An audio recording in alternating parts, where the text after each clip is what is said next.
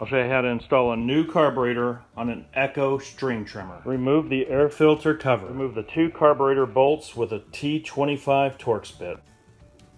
Remove the air filter cleaner. The air filter is right here. Remove the air filter assembly. The carburetor will lift off. Loosen the choke cable. Flip out the choke cable. Bend the choke cable so it exposes the front. Push the cable forward and remove the cable. Remove the fuel lines. Just remember where you pulled them off.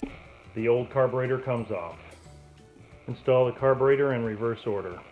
The fuel line from the tank goes onto the heavier post. The return line goes onto the thinner post.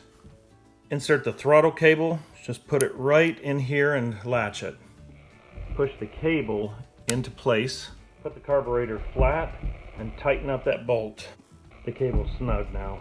Make sure the gasket's in place. Set the carburetor down. Reinsert the carburetor bolts. Turn them in hand tight. Snug the bolts up but not too tight. Put in the new air filter. Put the cover back on. Tighten everything up. Pump the fuel in. Give it a pull.